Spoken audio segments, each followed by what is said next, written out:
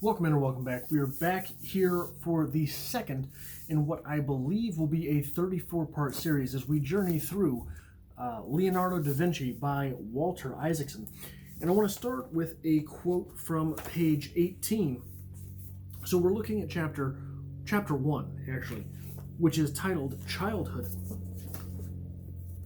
And we get a little bit of context for where we find ourselves in history. It is important to remember that Leonardo da Vinci was born in 1452, so when this little blurb is given to us by Isaacson on 18, we really get a sense of where we are in history.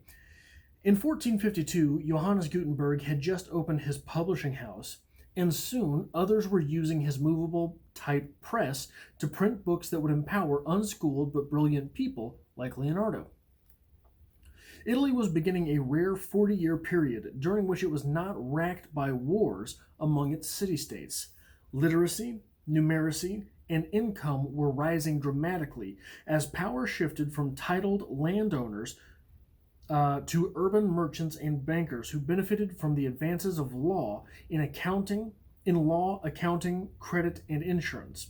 The Ottoman Turks were about to capture Constantinople, unleashing on Italy a migration of fleeing scholars with bundles of manuscripts containing ancient wisdom of Euclid, Ptolemy, Plato, and Aristotle. Born within a year of Leonardo were Christopher Columbus and Amerigo Vespucci, who would lead an era of exploration, and Florence, with its booming merchant class of status-seeking patrons, had become the cradle of Renaissance art and humanism. This is the world into which Leonardo is born. Very, very, very telling that a man who was unschooled and illegitimate, but oh so goddamn brilliant, was born into this world, the world in which Johannes Gutenberg had just unleashed the printing press. So that's just a little bit of context for where we are starting. And I want to go back to the very opening of this chapter, where we get this little nugget from Isaacson, where he says, Leonardo da Vinci had the good luck to be born out of wedlock. Otherwise, he would have been expected to become a notary like the firstborn legitimate sons in his family, stretching back at least 5 generations. This is one hell of an insight. Not that he would have been expected to be a notary if he was legitimate, but that instead he was lucky to have been illegitimate. See, these are the types of things that I really enjoy coming from Isaacson. Isaacson is really good at sort of diagnosing the really small quirks in someone's life that may have had a bigger effect on who they are than one might presume. With Einstein in his, right there, one of the things that he often cites was his sense of humor. Well, what is a sense of humor if not a subversion of expectation? So, while subverting expectation, Einstein was able to upend the entire world of academy with his papers as he was a patent clerk. So this is one of the reasons that I really enjoy reading things that come from Isaacson. But it also makes me wonder if part of this expectation which would have been placed upon the life of Leonardo and escaping that, so notaries were in their day, that's a legal class. Those are not quite lawyers, but someone who still is drafting a legally binding document. Legally binding documents such as those which Leonardo was known to have disdain. For which Leonardo was known to have disdain.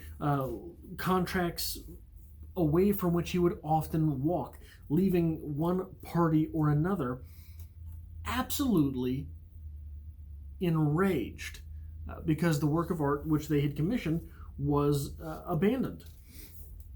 So on page 12,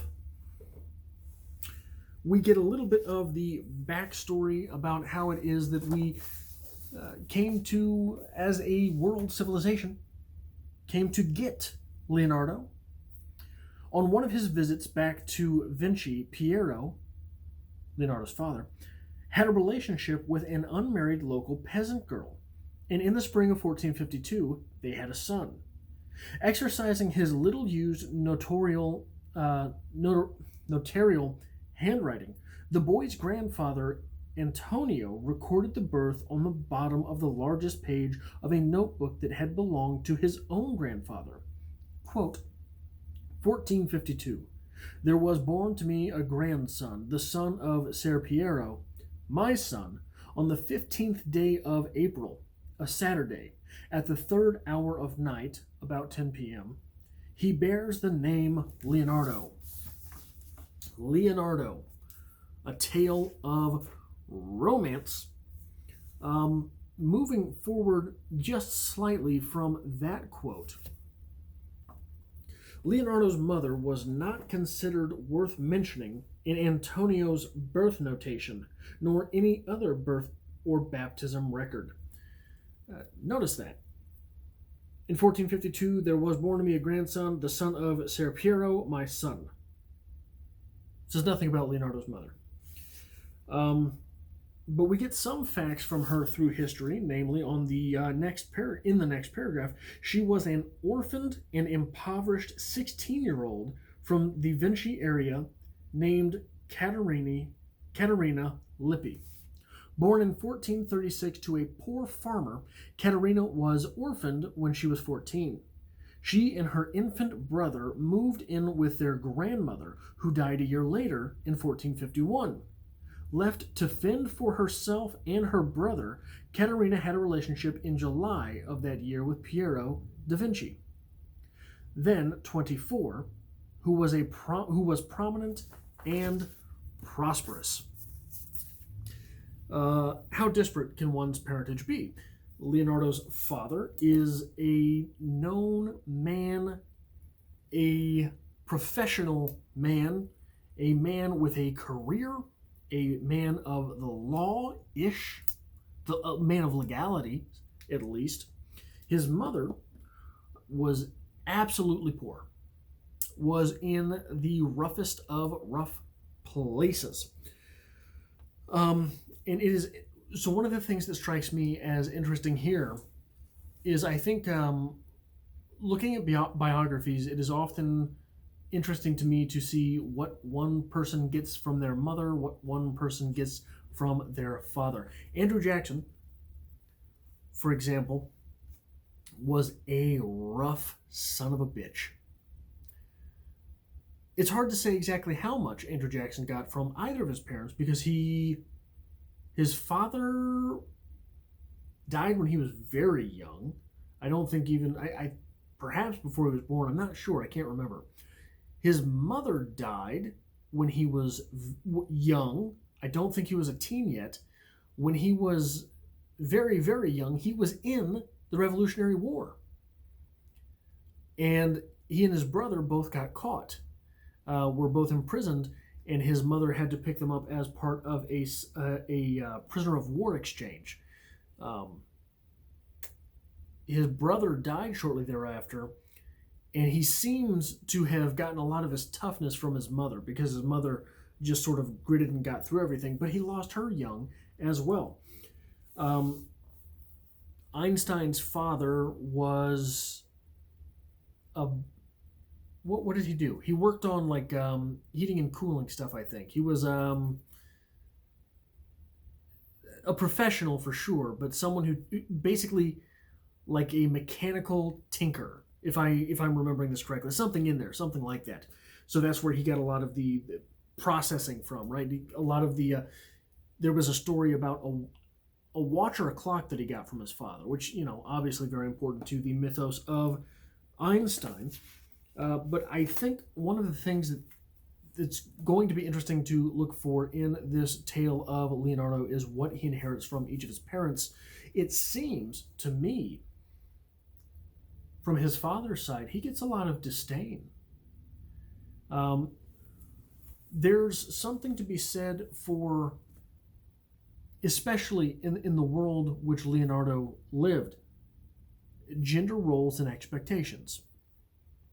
And I'm not here to make an argument about them or this or that, but it's interesting to observe how we differentiate how a gender role is encompassed by someone when it's expected versus when it is not. A man is expected to be tough.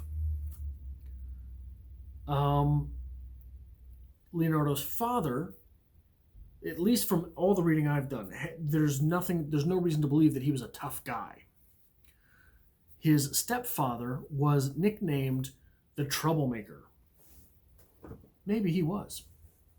His mother sure as hell was a tough lady. So what are we looking at here? Men are expected to be tough, but his mother is tough. When you adopt a sort of role that is normally engendered to the opposite gender, it is admired versus expected. So Leonardo is someone who was yielding and observant. These are roles often attributed to femininity. Thus, Leonardo was a revered artist. It's interesting on that note, there's a quote from, I believe it's Seth Green. It's something I've carried with me since middle school. I wish I remembered to whom it is attributed, but I believe, awkwardly enough, it is Seth Green. Extraordinary people never live ordinary lives. So when you look at Leonardo's parentage, this disparate pair that went into his genetics, I think that happens a lot in what we know as great people.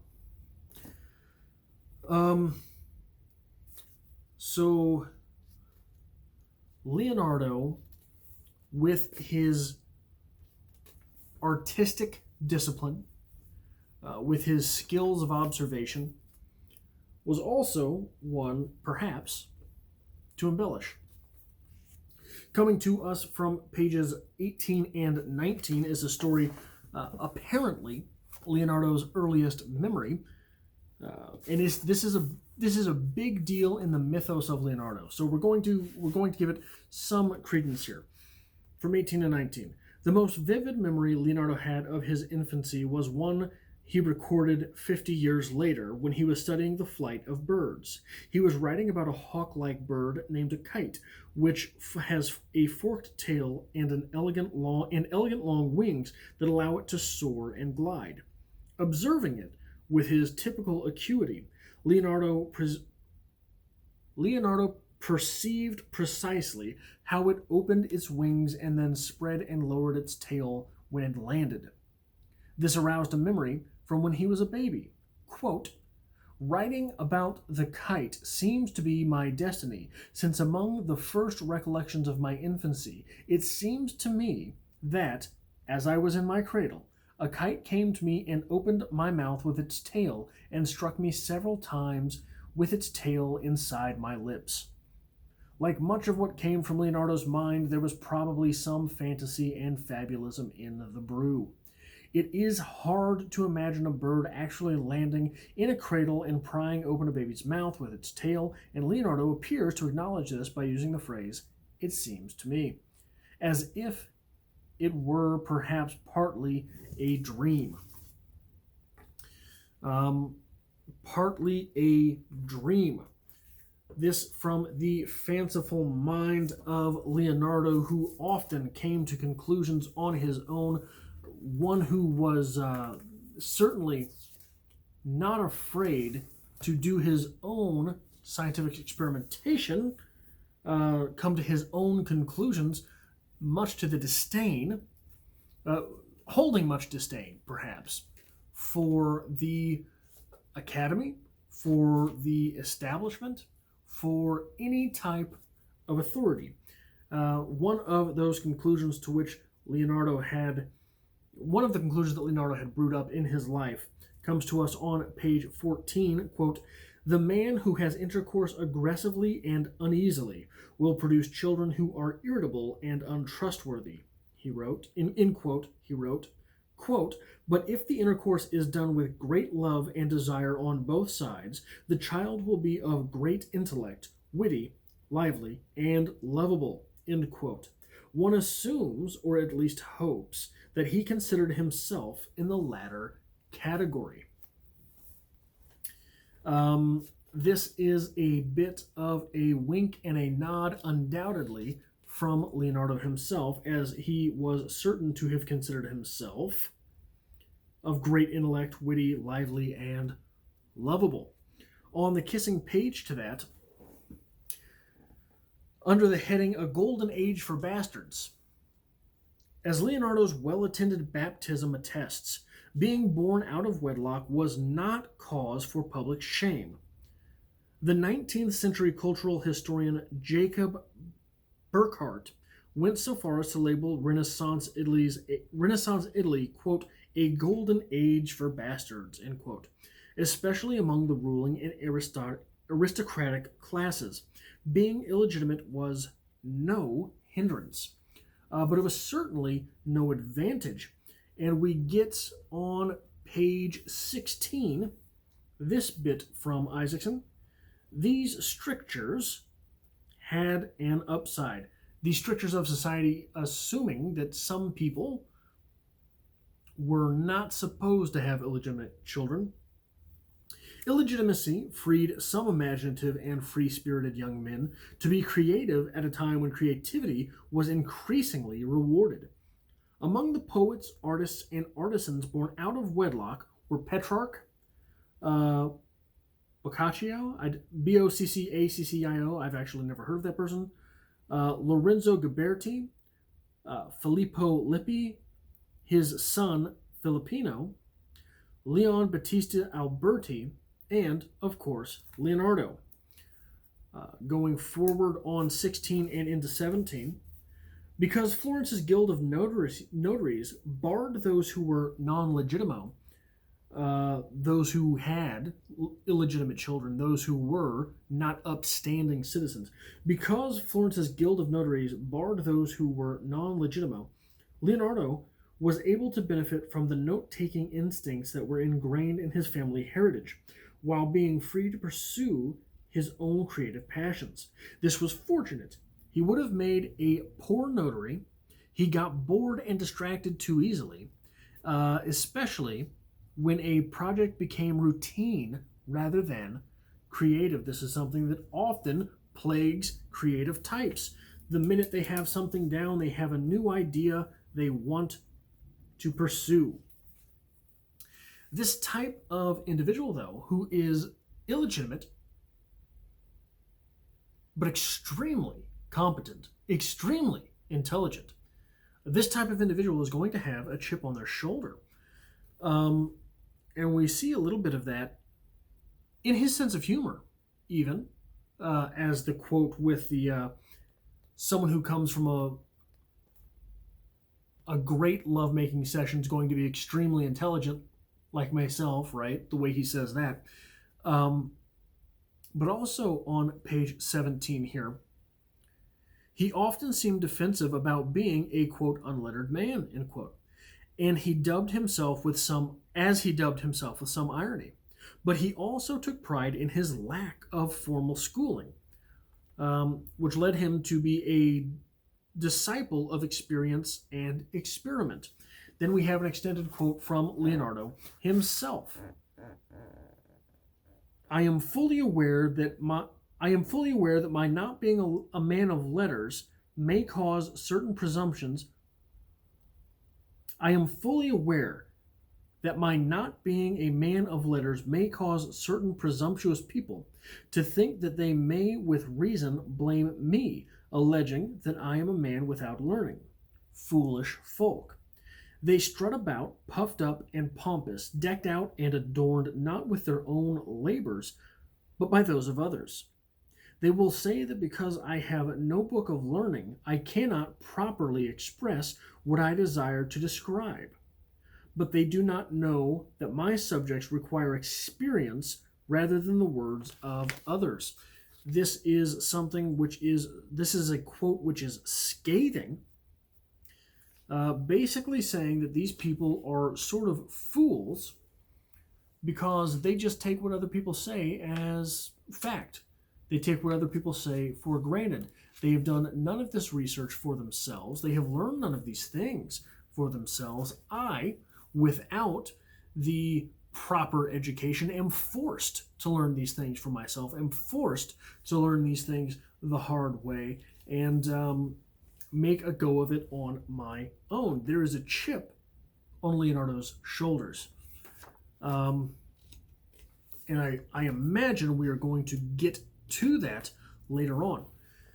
Another thing that we often see in great people is one of two derelictions. A religious tilt to the fact that someone believes they are, in fact, possibly the Messiah.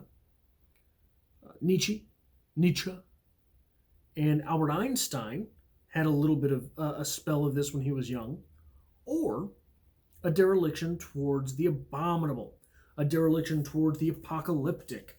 And there is a story that Leonardo went on a hike, found himself at the mouth of a cave, and decided, hey, I think I want to go in, but was overcome by both the desire to go in and fear of what might be in there, and he wandered in anyway.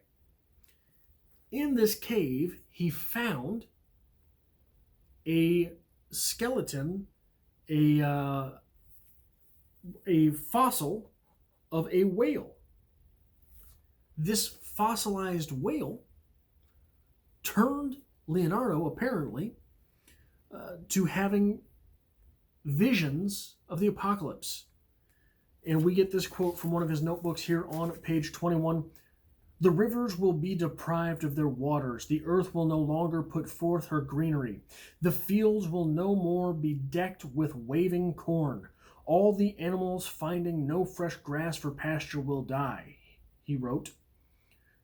End quote, he wrote, quote, in this way, the fertile and fruitful earth will be forced to end with element of fire, and then its surface will be left burnt up to a cinder, and this will be the end of all earthly nature. End quote. So, learning a couple things about Leonardo in this chapter, getting a little bit of context about when it is that we are finding ourselves in human history, and getting a taste of the... Look, so I think there's a difference between arrogance and confidence. Book learning, as called by Leonardo, often leads to arrogance, whereas experience often leads to confidence. What's the difference? An arrogant answer is one that is sure it is right. A confident answer is one that remembers it's correct. So, when we have the book learning, I've remembered, I've learned, I have absorbed someone else's experience. I am sure that this answer is right. Versus the confident answer, Leonardo went out, experienced these things, learned them for himself, did the math, did the observation, did the recording. The confident answer remembers the correct answer. So here we have this supreme confidence, perhaps, from Leonardo as opposed to arrogance. That is all I have for Chapter 1, Episode 2 of this series. Chapter 2, Episode 3 will be over the chapter titled Apprentice. Looks like we are running through... Where are we going here? maybe we'll break this down into a couple different videos. I am not sure at this point, but we're looking at page 22 through 67. We're going to see what's going on in there. This is probably going to be the chapter where we will get the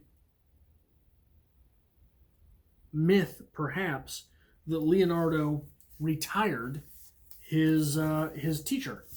That upon seeing the beauty in one of Leonardo's works, his master looked at it and said, you know what? Fuck it, I can't do that. I'm done. So that is all I have for this episode. I hope to see you back for the next one.